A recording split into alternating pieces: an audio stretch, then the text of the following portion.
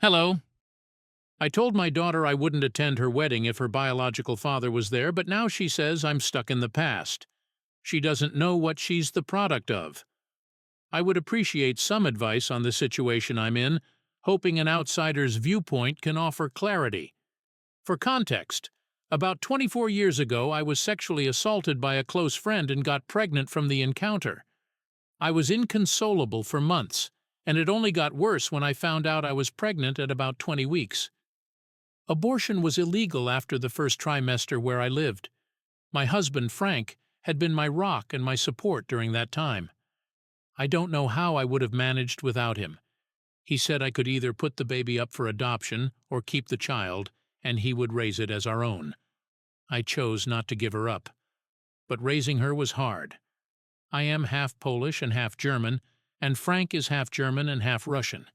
We both have pale skin, light hair, and blue eyes, and we're both fairly tall. I'm about 5'10" VDJ-KJ, and he's about 6'3" VDJ-KJ.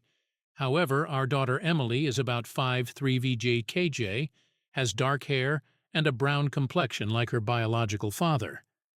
People often made snide remarks about me being an unfaithful wife because it was obvious she wasn't Frank's child. It was especially hard when Emily was young because she looked so much like her biological father. Frank took care of Emily most of the time since I had severe flashbacks whenever I saw her. As she grew older, these flashbacks diminished but never completely went away, especially when she wore boyish clothes or had short hair, triggering horrible panic attacks. Because of my condition, Emily became closer to Frank, who compensated for my distance by giving her more than her siblings. We never told her she was the product of assault because I was too ashamed, and Frank didn't want her feeling different from her siblings. We often told her that we had a falling out with her biological father and never spoke to him again. About 2 years ago, Emily took a DNA test and found a relative who connected her with her biological father. Despite my protests, they started talking. He wanted to meet me, but I refused. Emily is now getting married to a wonderful young man, and with COVID restrictions easing, she can have a decent-sized wedding. The original plan was for Frank to walk her down the aisle, but he had a bad accident and is now in a wheelchair until he recovers. This wasn't her idea of a perfect wedding day, so she invited her biological father to walk her down the aisle instead. I was furious. I hate that man and let her know I wouldn't attend if he was there. She told me I was stuck in the past and didn't know what had happened. I feel terrible about how I said it, but my wishes should be respected. I don't want to be near him. It's also disrespectful to replace the man who raised her with someone she's barely known for 2 years. Emily's dismissive attitude only made things worse. "Dad, you're being ridiculous," she said, rolling her eyes. "It's my wedding, and I want everyone to be there." "Everyone except the man who raised you?" I shot back. "Frank has been there for you through everything, and you just toss him aside because he's in a wheelchair now?" She sighed dramatically. "It's not about that. I want my biological father there too." "Why can't you just accept that?" I was at my wit's end.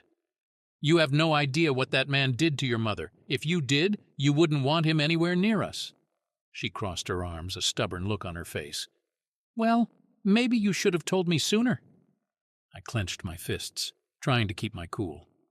"We didn't tell you because we wanted to protect you. But it looks like that was a mistake." That night I talked to Frank about the situation. He was just as upset as I was. "I can't believe she would do this," he said, shaking his head, "after everything we've been through." "I know," I replied, "but we have to stand our ground. We can't let him back into our lives." The days that followed were tense. Emily refused to back down, and Jessica's bitchiness was in full force. She made snide comments about Emily's decisions and even suggested canceling the wedding altogether. "If she wants to be so ungrateful, why should we even support this?" she snapped. "Jess, that's not helping," I said, trying to calm her down. "We need to find a way to get through to her, not push her further away." But Jessica was relentless. She needs to understand that actions have consequences. If she wants him there, then we won't be. I could see Jessica's point, but her relentless attitude was making the situation worse. Emily was hurt, and the tension in the house was unbearable. One evening, while sitting on the porch, I tried to talk to Jessica about it. "Jess, we need to find a way to handle this without tearing the family apart," I said. She scoffed, crossing her arms. "Oh, so now it's my fault? I'm the one trying to hold this family together while our daughter is running off to her rapist father?" "That's not what I said," I replied, trying to stay calm. "But being so harsh isn't helping. We need to show her why this is such a bad idea." Jessica rolled her eyes. "And how do you propose we do that, Mike? She clearly doesn't care about what we think." I sighed. "Maybe we need to sit her down and explain everything, all the details. She needs to know the truth." Jessica shook her head. "Fine, but I'm not sugarcoating anything. She needs to hear exactly what kind of monster her biological father is." The next day we called Emily into the living room. Jessica started off, her voice cold and unyielding. "Emily, it's time you knew the full story." Emily looked nervous but nodded. "Okay." Jessica didn't hold back. She recounted the assault in graphic detail, making sure Emily understood just how traumatic it had been. "Your so-called father is a monster," she spat, "and you're betraying us by inviting him to your wedding." Emily's eyes filled with tears. I didn't know. Why didn't you tell me?" I stepped in, trying to soften the blow. "We wanted to protect you, Emily. We thought it was best if you didn't know." "But now you do," Jessica said harshly. "And if you still want him at your wedding, then you're choosing him over us." Emily was sobbing now, clearly torn. "I never wanted to hurt you. I just thought maybe he had changed." Jessica shook her head. "People like him don't change.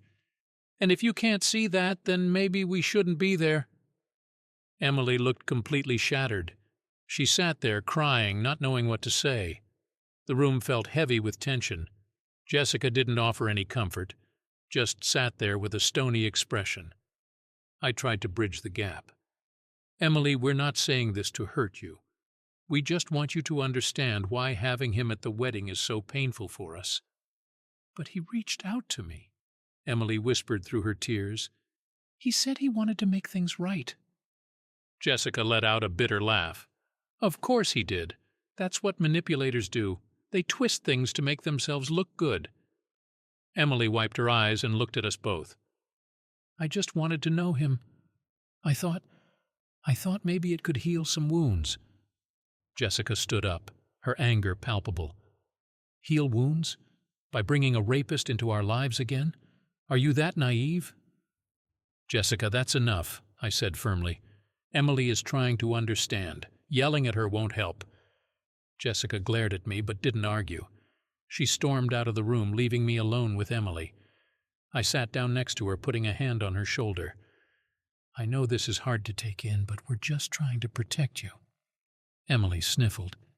"I get that, Dad, but it feels like I'm losing a part of myself, too." "We're not asking you to lose anything," I said gently. "We're asking you to see things from our perspective, to understand the pain and fear we've lived with." She nodded slowly, still looking devastated. "I need some time to think about all this."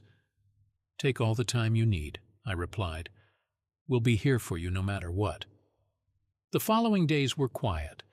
Emily stayed in her room a lot, clearly processing everything we had told her.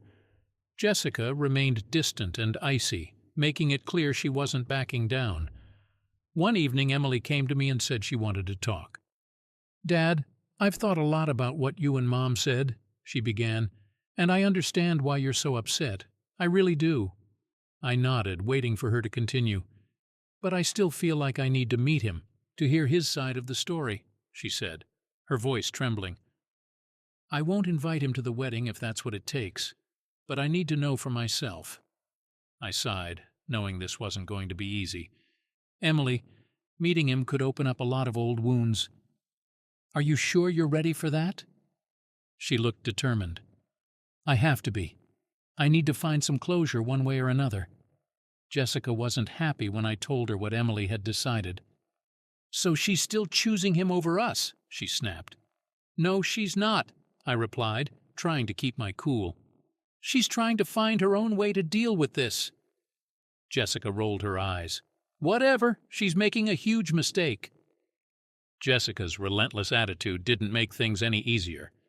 Emily's decision to meet her biological father had stirred up a storm that seemed impossible to calm. I tried to find a balance, to support Emily while also respecting Jessica's feelings, but it felt like an impossible task. One evening I came home to find Jessica fuming. "Your daughter is really pushing her luck," she snapped as soon as I walked in. "Jess, calm down. What happened?" I asked, already dreading her answer. "She went ahead and set up a meeting with him," she spat. "After everything we told her." I sighed, trying to stay calm. "We knew she was going to do this. She needs to find her own closure." Jessica glared at me. "Closure? This isn't about closure. It's about betrayal. She's choosing him over us, Mike." "That's not true, and you know it," I replied, feeling my patience wear thin. "She's trying to make sense of things. She's not betraying us." Jessica scoffed. "You're too soft on her. That's the problem." "I'm trying to be understanding," I said, struggling to keep my voice steady. "Something you might want to try." She threw her hands up in exasperation. "Fine, be the good cop. But don't come crying to me when this all blows up in our faces." The night before Emily's meeting with her biological father, I sat her down for a serious talk. "Emily, I want you to be careful," I said, my tone serious. "Meeting him might bring up a lot of painful memories for you." "I know, Dad," she said softly. "But I need to do this." "I understand," I replied. "Just remember, no matter what happens, we're here for you." The next day, Emily left to meet her biological father. Jessica was a ball of nerves, pacing the living room and muttering under her breath. "I can't believe she's doing this," she kept saying. I tried to stay calm, but it was hard. I was worried about Emily and what this meeting might do to her. Hours passed, and finally Emily came home. She looked shaken but composed. "How did it go?" I asked gently. "It was intense," she said, her voice trembling. "He told me a lot of things. Some of it was hard to hear, but I'm glad I went." Jessica snorted. "Oh, I bet he spun a good story." "Mom, please," Emily pleaded. "I just needed to hear his side. It doesn't change anything between us." Jessica crossed her arms, her expression cold. "We'll see about that." Emily turned to me. "Dad, can we talk privately?" "Of course," I said, leading her to the kitchen. "What's on your mind?" "He admitted to a lot of things," she said quietly, "but he also said he's changed. I don't know what to believe." "People like him rarely change, Emily," I said gently. "But it's good that you heard him out. Now you can make an informed decision." She nodded, looking thoughtful. "I need some time to process everything." "Take all the time you need," I replied. "We're here for you." That night, Jessica and I had another heated argument. "She's being manipulated," Jessica hissed. "You're too blind to see it." "Jess, she's an adult. She needs to make her own decisions," I countered. "And what if her decisions tear this family apart?" she snapped. "Then we'll deal with it," I said firmly. "But we can't control her. We need to support her." Jessica shook her head, frustration etched on her face. "I don't know how much more of this I can take." The days following Emily's meeting with her biological father were tense. Jessica's hostility only seemed to grow, and I felt like I was constantly walking on eggshells. Emily, on the other hand, was distant, lost in her thoughts as she tried to process everything she had learned. One evening I found Jessica sitting on the porch, a glass of wine in her hand. She didn't even look at me as I joined her. "What's on your mind, Jess?" I asked cautiously. "What's on my mind?" she repeated, her voice dripping with sarcasm. "Our daughter choosing her rapist father over us. That's what's on my mind." "She's not choosing him over us," I said, trying to stay calm. "She's trying to find closure." Jessica rolled her eyes. "Closure. Right. She's being naive, and you're just letting her—" "Jess, what do you want me to do? Lock her up? Forbid her from seeing him?" That's not going to help. She turned to me, her eyes cold. I want you to stand up for us, for this family. Instead, you're just letting her walk all over us. That's not fair, I protested. I'm trying to balance supporting her and protecting our family. Well, you're doing a lousy job, she snapped, taking another sip of wine. I sighed, knowing there was no reasoning with her in this state. I'm doing the best I can, Jess. Yeah, well, your best isn't good enough, she retorted, storming back into the house. The following weekend, Emily announced she wanted to meet with her biological father again. Jessica exploded. Absolutely not. I won't allow it. Mom, you can't stop me, Emily said quietly but firmly. I need to do this. Jessica's face turned red with anger. You're making a huge mistake, Emily, and if you go through with this, don't expect any support from me. Jessica, that's enough, I intervened, my patience wearing thin. Emily is trying to navigate a very difficult situation. We need to support her, not threaten her. Support her? Jessica laughed bitterly. By letting her destroy our family? She's not destroying anything, I said, my voice rising. She's trying to understand her past so she can move forward. Jessica glared at me. And you're just going to let her? I trust her to make the right decisions, I said firmly. Emily looked between us, tears in her eyes. I love you both, but I need to do this for me. Jessica turned away, muttering under her breath. Fine, do whatever you want. Just don't expect me to be here when it all falls apart. Emily left to meet her biological father, and I could see the pain in her eyes. I hugged her tightly. Be careful, okay? We're here for you. Thanks, Dad, she whispered, her voice shaky. I'll be back soon. Jessica refused to talk to me the rest of the day. When Emily returned, she looked even more conflicted than before. It was hard, she admitted, but I needed to hear what he had to say. What did he say? I asked gently. He apologized for everything, she said, tears streaming down her face. But I don't know if I can forgive him. That's okay, I said, hugging her. You don't have to forgive him. You just need to find peace with yourself. Jessica walked in, her face a mask of anger. So did your little chat fix everything? Mom, please, Emily pleaded. I'm trying to figure things out. Jessica crossed her arms, her expression cold. Well, don't expect me to be a part of it. Emily's struggle to reconcile her past with her present left the entire household on edge. Jessica's harshness only fueled the tension, creating an atmosphere thick with unease.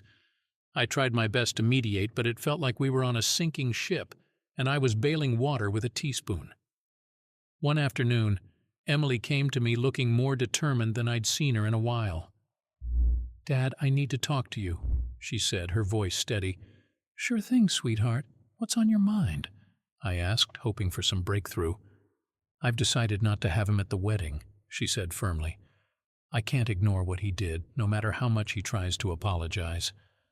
A wave of relief washed over me, but I knew this wasn't just about the wedding. That's a big decision, Emily. Are you sure? She nodded. Yes, I am. I can't pretend everything's okay when it's not, but I still need to find my own way to deal with it. I'm proud of you, I said, hugging her. You're handling this with so much strength. Later that evening, I broke the news to Jessica. Emily's decided not to have him at the wedding. Jessica's reaction was predictably icy. So she finally came to her senses. She muttered, Jess, can we just be happy she's made this decision? I pleaded. This hasn't been easy for her. She rolled her eyes. Whatever. She should have known better from the start. Despite Jessica's lack of empathy, I felt a glimmer of hope that things might start to improve. Emily's decision was a step in the right direction, but the scars of the past were still very much present. As the wedding day approached, the tension began to ease slightly. Emily threw herself into the preparations, finding joy in the little details. Jessica remained distant, but at least she wasn't actively sabotaging the peace. On the day of the wedding, Frank managed to stand with the help of a cane. Emily looked radiant, and for a moment it felt like all the pain and struggle had been worth it. Jessica, true to form, maintained her frosty demeanor, but at least held back any biting remarks. When it was time for Emily to walk down the aisle, I stood with Frank, supporting him as we made our way to the front. Emily looked back at us, her eyes shining with gratitude and love. It was a moment of pure, unfiltered joy. After the ceremony, during the reception, Emily took the microphone and made a speech. "I want to thank everyone for being here, especially my parents," she said, looking directly at us. "Dad, you've been my rock, and I wouldn't be here without you. And Mom, I know we've had our differences, but I love you." Jessica's eyes softened, if only for a moment. She raised her glass in acknowledgement but didn't say a word. It wasn't much, but it was something. As the evening went on, I found myself sitting with Frank watching Emily dance with her new husband. "We did good, Mike," Frank said, a rare smile on his face. "Yeah, we did," I agreed, feeling a sense of peace settle over me. Jessica eventually joined us, her expression still guarded. "Well, it turned out all right," she admitted grudgingly. "It did," I said, offering her a smile. "Thanks to Emily's strength." She nodded, a hint of a smile touching her lips. "Maybe, but she's still got a lot to learn." "Don't we all?" I replied, taking her hand. "But we'll get through it together." That night, as we drove home, I felt a glimmer of hope for our family's future. We had faced unimaginable challenges and come out the other side not unscathed but stronger. Jessica's bitchiness would always be a part of her, but I knew that underneath it all she loved us fiercely, and for now, that was enough. Life slowly began to return to a semblance of normalcy after the wedding. Emily was adjusting to married life, and Frank's recovery was progressing steadily. But Jessica's bitchiness still cast a long shadow over our lives, and I knew it would take time for all the wounds to heal. One evening, as we sat on the porch watching the sunset, Jessica turned to me with a scowl. "You know, Mike, just because Emily's wedding went off without a hitch doesn't mean everything's fine." "I know, Jess," I replied, trying to keep my tone calm. "But it's a step in the right direction." She huffed. "A step." "Right. We'll see how long that lasts." "Why do you always have to be so negative?" I asked, frustration bubbling up. "Can't you just be happy for once?" Jessica glared at me. "Happy? After everything that's happened? You're delusional." "I'm trying to look on the bright side," I said, my patience wearing thin. "We've been through hell, but we're still here. That's something to be grateful for." "Grateful," she muttered, shaking her head. "You're always trying to play the peacemaker. Sometimes things are just broken, Mike." "Maybe, but we can still try to fix them," I insisted. "We owe it to ourselves and to Emily." Jessica didn't respond, just stared out at the horizon with a scowl. I sighed, realizing that getting through to her was like talking to a brick wall. Days turned into weeks and life carried on. Emily visited often, and each time she seemed more at peace with her decision. Frank's condition continued to improve, and he was slowly regaining his strength. One day, Emily came over with some exciting news. "Dad, I've been offered a great job in the city," she said, her eyes sparkling with excitement. "It's a big opportunity, but it means moving away." I felt a pang of sadness, but forced a smile. "That's fantastic, sweetheart. I'm so proud of you." Jessica, who was listening from the kitchen, walked over with her arms crossed. "So, you're just going to leave us behind?" "Mom, it's not like that," Emily said gently. "I'll visit as often as I can. This is a chance I can't pass up." Jessica rolled her eyes. "Of course, always thinking about yourself." "Jess, stop it," I said, stepping in. "Emily needs our support, not our criticism." Emily looked at us, tears welling up in her eyes. "I love you both, but I need to do this for me." "Then do it," Jessica snapped. "But don't expect me to be happy about it." Emily turned to me, her expression pleading. "Dad, please understand." "I do," I said, hugging her tightly. "Go chase your dreams. We'll be here whenever you need us." After Emily left, Jessica's mood darkened even more. "So she's just going to abandon us now?" "She's not abandoning us, Jess," I said, trying to keep my cool. "She's starting a new chapter in her life. We should be proud of her." Jessica scoffed. "Proud? Right. She's leaving us behind just like everyone else." I felt a surge of anger. You know what, Jess? Your constant negativity is exhausting. Emily is trying to build a future, and all you can do is bring her down. Maybe I wouldn't be so negative if you'd actually stand up for me once in a while, she shot back. I do stand up for you, I said, my voice rising, but I won't support you when you're being unreasonable. She glared at me, her eyes filled with anger and hurt. You never understand, Mike. You never will. With that, she stormed off, leaving me alone on the porch. I sat there staring at the fading light, wondering how we had gotten to this point. The next few months were a blur of adjustments. Emily moved to the city and thrived in her new job. Frank continued his recovery, slowly but surely. And Jessica? Well, Jessica remained as bitter as ever. One evening, Emily called with some exciting news. Dad, I'm expecting, she announced, her voice filled with joy. That's wonderful, Emily, I exclaimed, feeling a surge of happiness. Congratulations. I wanted you to be the first to know, she said. Can you tell Mom for me? I'm not sure how she'll take it. I'll handle it, I assured her. And don't worry, she'll come around. After hanging up, I braced myself for the conversation with Jessica. I found her in the living room, flipping through a magazine. Jess, I have some news, I began. She looked up, her expression indifferent. What now? Emily's expecting, I said, hoping for a positive reaction. Jessica's face twisted into a scowl. Great. Another reason for her to stay away? Jess, this is good news, I insisted. We're going to be grandparents. Yeah, and I bet she'll be too busy to visit, she muttered. Can't you just be happy for her? I asked, feeling my frustration rise again. Why should I be? She snapped. She's made her choice. Let her live with it. I sighed, realizing that trying to change Jessica's mindset was a losing battle. Well, I'm happy for her, I said firmly. And I'm going to support her no matter what. Do whatever you want, she said dismissively, turning back to her magazine. As I left the room, I couldn't help but feel a deep sense of sadness. Jessica's bitterness was poisoning everything, and I didn't know how much longer I could stand it.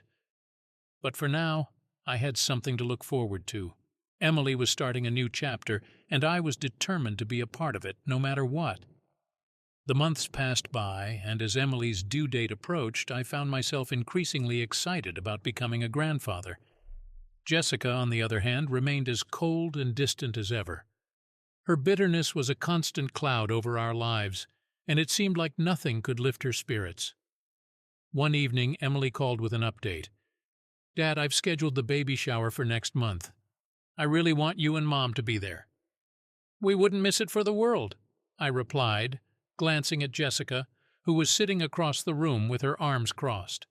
After hanging up, I turned to Jessica. Emily wants us at the baby shower next month. Jessica scoffed. Of course she does. Another event for her to show off how great her life is. Jess, come on. This is our grandchild we're talking about, I said, trying to keep my frustration in check. She rolled her eyes. I'll go, but don't expect me to be all smiles and rainbows. Just try to be civil, okay? I pleaded. Whatever, she muttered, standing up and walking away. The day of the baby shower arrived, and we made the trip to the city. Emily had arranged a beautiful event, and it was clear she had put a lot of thought into it. Friends and family gathered, and there was an air of excitement and joy. Jessica, true to form, spent most of the time sulking in a corner, barely engaging with anyone. I tried to enjoy the event despite her sour mood, focusing on Emily and her happiness. At one point, Emily pulled me aside. Dad, is everything okay with Mom? She seems really upset. I sighed, not wanting to burden Emily with our issues. She's just having a hard time adjusting, sweetheart. Don't worry about it. Emily looked concerned. I just want her to be happy. I know, and we'll get through this, I assured her. As the shower continued, I made an effort to engage Jessica, hoping to lift her spirits. Jess, look at all these lovely gifts. Our grandchild is going to be so spoiled. She gave me a withering look. Yeah, spoiled just like Emily. This is all so unnecessary. Can't you just try to be happy? I asked, feeling my patience wearing thin. "Happy," she snapped. "I'm surrounded by people who think they're better than me. Why should I be happy?" "Because this is a celebration," I replied, trying to keep my voice steady. "For Emily and our grandchild." Jessica shook her head, muttering something under her breath before walking away. I watched her go, feeling a mix of sadness and frustration. The rest of the event went smoothly, and Emily was glowing with happiness. As we prepared to leave, she hugged me tightly. "Thank you for coming, Dad. It means a lot to me." "Of course, sweetheart," I said, hugging her back. "We'll always be here for you." The drive home was silent, with Jessica staring out the window, lost in her own thoughts. I didn't try to make conversation, knowing it would only lead to more arguments. A few weeks later, we got the call that Emily had gone into labor. I rushed to the hospital, leaving Jessica behind because she refused to go. When I arrived, Emily was already in the delivery room, and I waited anxiously in the hallway. After what felt like an eternity, a nurse came out to tell me that everything had gone smoothly. I was led into the room, and there was Emily holding her newborn daughter, tears of joy streaming down her face. "Meet your granddaughter, Dad," she said, smiling up at me. I felt a swell of emotions as I looked at the tiny bundle in her arms. "She's beautiful, Emily." Emily looked up at me, her eyes filled with love. "Thank you for being here, Dad. It means the world to me." I leaned down to kiss her forehead. "I wouldn't be anywhere else." When I returned home, I found Jessica in the living room, watching TV. "Emily had the baby," I said, hoping for some reaction. "Good for her," Jessica replied without looking up. "Do you even care?" I asked, frustration boiling over. "Why should I?" she snapped. "She's made it clear that she doesn't need us." "That's not true, and you know it," I said, struggling to keep my voice steady. "She needs us more than ever." Jessica finally looked at me, her eyes cold. "Well, I'm not interested in playing happy family." I shook my head, feeling a deep sense of despair. "You're pushing everyone away, Jess. You're going to end up alone." "Maybe that's what I deserve," she muttered, turning back to the TV. I left the room, feeling more alone than ever. Jessica's bitterness was a poison that was slowly destroying our family, and I didn't know how to stop it. But for now, I had a new granddaughter to focus on. And I was determined to be the best grandfather I could be, no matter what. Emily's baby brought a new light into my life, but the darkness between Jessica and me only seemed to deepen. Each day felt like walking on a tightrope, balancing my joy for Emily and my granddaughter with the growing resentment I felt towards my wife. One evening, I returned home from visiting Emily and the baby, only to find Jessica sitting at the kitchen table, a glass of wine in her hand and a sour expression on her face. "Had a good time with your precious daughter?" she asked sarcastically. "Yes, I did," I replied, trying to keep my tone neutral. "You should come with me next time. The baby is beautiful." She snorted. "I have better things to do than pretend to care." "Jessica, this is our granddaughter," I said, exasperation creeping into my voice. "How can you be so indifferent?" "Maybe because I'm tired of playing second fiddle," she snapped. "You and Emily have your little club, and I'm just an outsider." "That's not true, and you know it," I said, trying to stay calm. "You've pushed us away with your constant negativity." She glared at me. "Oh, so it's my fault now?" "I didn't say that," I replied, frustration boiling over.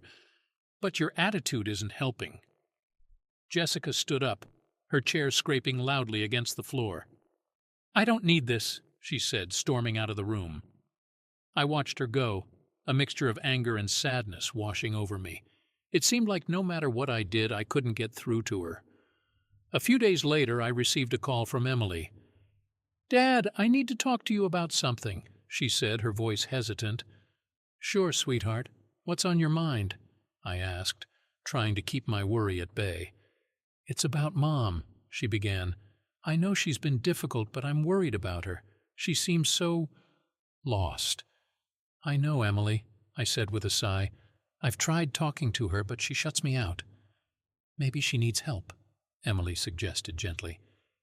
Like professional help. I nodded, even though she couldn't see me.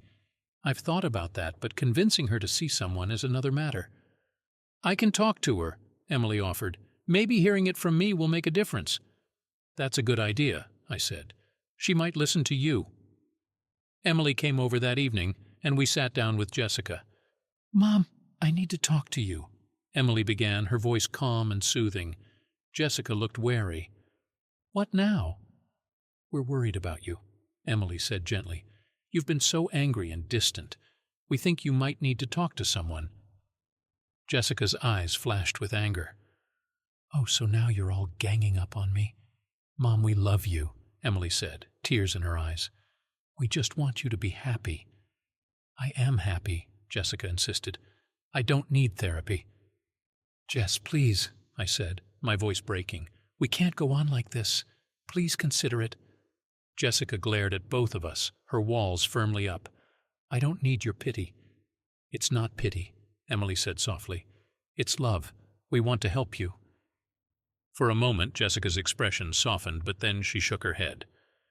I don't need help, she repeated, standing up. I need you to leave me alone. Emily and I exchanged a look of defeat as Jessica walked out of the room. I'm sorry, Dad, Emily said, her voice choked with emotion. It's not your fault, sweetheart, I said, hugging her tightly. We tried. The days turned into weeks, and Jessica's bitterness showed no signs of abating. I found solace in my visits to Emily and the baby, but every return home was like stepping back into a storm. One night, as I lay in bed staring at the ceiling, Jessica turned to me. Why don't you just leave? She asked, her voice cold and empty. What? I asked, stunned. You heard me, she said. Why don't you just leave? Go live with your precious Emily and her baby. You don't need me. Jess, I don't want to leave, I said, my heart aching. I want to fix this. There's nothing to fix, she said, turning away. Just go. I lay there feeling more alone than ever. Jessica's words echoed in my mind, a painful reminder of how far apart we had grown. The next morning I made a decision. I packed a bag and left a note for Jessica. I'm going to stay with Emily for a while. We both need some space. I hope you can find the help you need. I love you. I drove to Emily's, feeling a mix of sadness and relief. When I arrived, Emily greeted me with open arms. Dad, you're always welcome here. Thanks, sweetheart, I said, hugging her tightly. I hope this isn't permanent. I just need some time. We'll get through this, she said, her voice filled with determination. Together. As I settled into the guest room, I couldn't help but wonder what the future held. Jessica's bitterness had driven us apart, but I still held on to a sliver of hope that we could find our way back to each other. For now, I had Emily and my new granddaughter to focus on, and that was enough to keep me going. Staying with Emily was a breath of fresh air. She and her husband welcomed me with open arms, and my new granddaughter brought joy into my life that I hadn't felt in a long time. But as much as I enjoyed being with them, a part of me ached for the life I had left behind. I couldn't stop thinking about Jessica, wondering if there was any hope for us. One evening, Emily sat me down for a serious talk. Dad, I know this is hard for you, but have you thought about what comes next? I sighed, running a hand through my hair. I don't know, Emily. I want to help your mother, but I don't know how. Maybe she needs to hit rock bottom to realize she needs help, Emily suggested gently. Sometimes people need to face their demons on their own. Maybe you're right, I said, feeling a heavy weight in my chest. But it's hard to just sit back and watch her suffer. We'll be here for you, Dad, Emily said, squeezing my hand. No matter what happens. A few weeks later, I received a surprising phone call from Jessica's sister, Karen. Mike, I think you should know that Jessica's been talking about you a lot, she said. She won't admit it, but she misses you. She has a funny way of showing it, I replied, bitterness creeping into my voice. She's stubborn, Mike, Karen said, but she's hurting. Maybe you should come over and talk to her. I hesitated, unsure if I was ready to face Jessica's wrath again. But Karen's words stuck with me. If there was a chance to mend things, I had to try. The next day I drove back to our house. As I pulled into the driveway, I felt a mix of anxiety and hope. I took a deep breath and knocked on the door. Jessica opened it, her eyes widening in surprise. "Mike, what are you doing here?" she asked, her voice wavering. "I came to talk," I said, trying to keep my voice steady. "Can I come in?" She stepped aside, allowing me to enter. The house felt strangely empty without my presence. We sat down in the living room, the tension between us palpable. "Jess, we need to talk about what's been happening," I began. "I know you're angry and I know you're hurt, but we can't keep going on like this." She crossed her arms, her expression guarded. "So what do you want me to do, Mike? Just forget everything and pretend it's all fine?" "No, that's not what I'm saying," I replied, trying to keep my frustration in check. "But you need help, Jess. Professional help." Her eyes flashed with anger. "I don't need a shrink to tell me what I already know." "It's not about that," I said gently. "It's about finding a way to deal with your pain. For your sake, and for ours." She looked away, her face hardening. "I don't need your pity." "It's not pity, Jess," I said softly. "It's love. I still love you, and I want to help you." She didn't respond, just stared at the floor. The silence stretched between us, heavy and oppressive.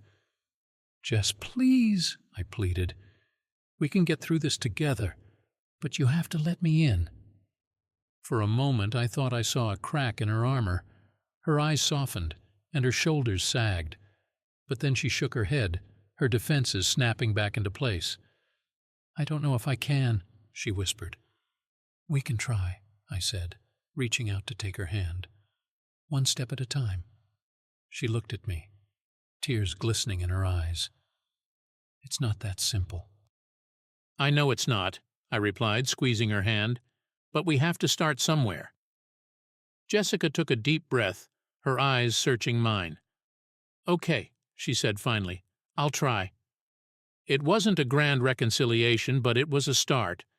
We agreed to see a therapist together, to try and work through the layers of pain and resentment that had built up over the years. The first few sessions were rough. Jessica's bitterness and anger often boiled over, and I struggled to keep my own emotions in check. But slowly we began to peel back the layers, revealing the hurt and fear that lay beneath.